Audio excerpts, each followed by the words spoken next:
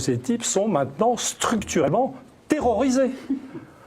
Ils ont eu la peur de leur vie et c'est une peur qui ne les lâchera plus.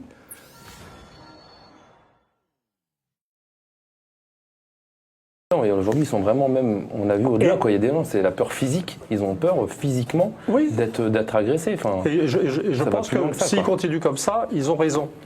Ils ont peur et ils sont perdus parce que ils vivent avec un système de... l'une des grandes illusions, en fait, quand on est dans la contestation d'un pouvoir qui est en haut, c'est on a toujours l'idée, quand même résiduelle, que les gens qui sont en haut sont des salauds qui savent ce qu'ils font.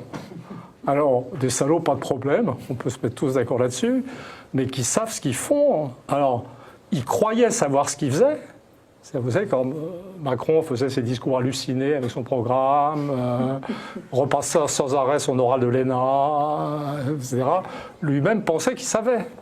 Mais maintenant, je veux dire, rien que les mesures qu'ils ont prises sont un démenti de toutes leurs croyances personnelles. Je veux dire, pour les gilets jaunes, ça n'est pas assez, mais 10 milliards de dépenses en plus, ils sont ridiculisés à leurs propres yeux, puisque leur objectif c'était serrer la vis, contracter, flexibiliser, avoir l'air de gentils enfants vis-à-vis des Allemands qui sont les maîtres de la discipline, et ils sont perdus. Donc la situation en fait est très ouverte.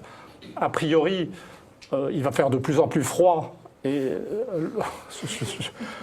je n'ai pas été sur les ronds-points, mais j'ai une représentation physique très aiguë de ce que peut être un mois de janvier ou un mois de février, etc.